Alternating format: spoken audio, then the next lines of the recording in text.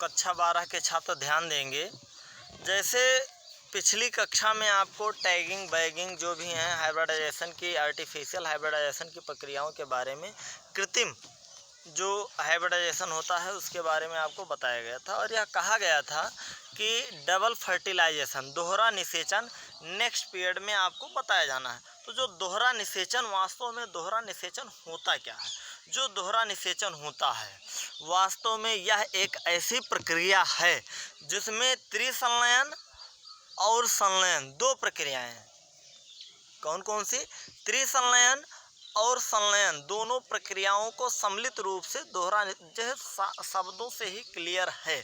इस टॉपिक के अंतर्गत, इसी टॉपिक के अंतर्गत आपको विस्तृत व्याख्या दी जाएगी।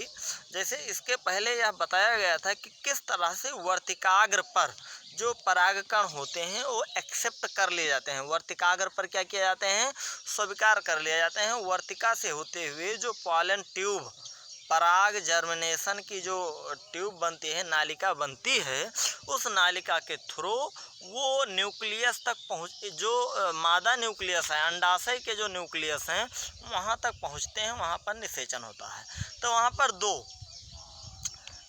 दो तरह की अलग अलग जो है अंडाशय में, एक अंड होता है और एक उसके बीच में जो है न्यूक्लियस अदर देन अंड के अदर देन पाया जाता है। तो एक अंड होता है, जैसे जो अंड है, तो जब परागकण अंड से फर्टिलाइजेशन करता है तब उसको निषेचन कहते हैं।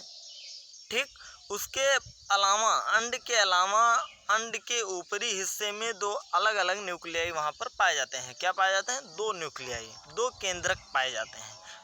अंड भी एक केंद्रक है, इससे एक न्यूक्लियस, एक केंद्रक का नर के फर्टिलाइजेशन हो गया। अब जब एक दूसरा जो नर का न्यूक्लियस केंद्रक होता है वह ऊपर की तरफ बढ़ता है और वहाँ पर उपस्थित अंडाशय के दो अदर केंद्रक से उसका जो है संलयन होता है। तो वहाँ दो न्यूक्लियस, दो केंद्रक अंडाशय के और एक केंद्रक नर के, अब दो मादा के एक नर के, तीन केंद्रक का ऊपर निषेचन होता, तीन केंद्रक का ऊपर निषेचन होता है और दो केंद्रक का नीचे की तरफ होता है। अब वहाँ तीन, यहाँ तो उस तीन केंद्रक का एक साथ संलयन की प्रक्रिया को त्रिसंलयन कहा जाता है। नीचे वाले के पास जो है द्विसंलयन कहा जाता है। द्विसंलयन और त्रिसंलयन को सम्मिलित रूप से दोहरा निषेचन की श्रेणी में रखा जाता है। किस श्रेणी में रखा जाता है?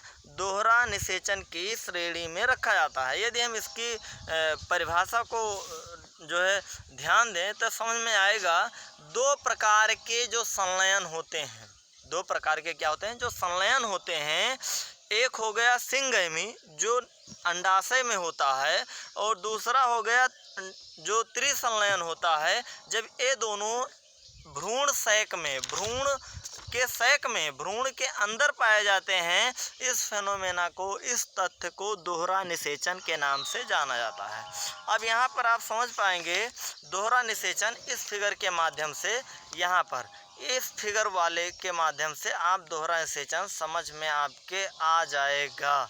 यहाँ से ट्यूब आएगी, एक फर्टिलाइजेशन यहाँ पर, और इसी समय एक फर्टिलाइजेशन यहाँ पर, एक ऊपर के साइड में, एक नीचे के साइड में, दो अलग अलग। यहाँ पर जो होगा वो त्रिसंलयन होगा, यहाँ पर जो होगा द्विसंलयन होगा। इस तरह से दोहरा निषेचन के नाम से इस फिगर के माध्यम से आपको रिप्रेजेंट किया जाएगा। एनसीईआरटी में जब आप देख पाएंगे इस तरह से जब त्रिसंलयन हो जाता है, त्रिसंलयन के तत्पश्चात जो द्विसंलयन हो, जो दोहरा निषेचन होता है में, जो दोहरे निषेचन के उस हिस्से में जहाँ पर त्रिसंलयन होता है वह इंक्रीज करता है, धीरे धीरे ग्रो करता है। जो नीचे वाला होता है वह ग्रो करके उसके भोज्य पदार्थ का, किसके, जो भ्रूण है, भ्रूण का फॉर्मेशन कौन करेगा? नीचे साइड में जो निषेचन होता है द्विसंलयन का, वो उससे भ्रूण बनता है और वह बढ़ता है, और बढ़ने के बाद वह जो है रेडिकल के रूप में ग्रो करता है। रेडिकल और जो होते हैं तना, और तनों से फिर पत्तियां उससे निकलती हैं। उसके अन्यत्र हट करके दूसरी ओर जो ट्रिपल फ्यूजन होता है, त्रिसंलयन होता है, त्रिसंलयन से जो त्रिसंलयन होता है, त्रिसंलयन में जो इंडोस्पर्म का फॉर्मेशन होता है वह ग्रो करते हुए, बढ़ते हुए अंडाशय या भ्रूण को भोज्य पदार्थ प्रदान करने की प्रक्रिया करता है। अर्थात हम देखते हैं जो त्रिसंलयन होता है इंडोस्पर्म का फॉर्मेशन करता है और वह भोज्य पदार्थ प्रदान करने भर के लिए संलयन होता है। उसके बाद हम बात करते हैं, अब आता है जो दोहरा निषेचन के फलस्वरूप एम्ब्रायो भ्रूण ग्रो करने लगता है। ग्रो करते हुए भ्रूण से प्लेम्यूल और रेडिकल अर्थात जड़ वाले हिस्से का और तने वाले हिस्से का अलग अलग उससे शाखाएं निकलना प्रारंभ करती हैं और इस तरह से जो इस तरह से यहाँ पर निषेचन हो जाता है। निषेचन के फलस्वरूप सीड बीज का निर्माण होता है।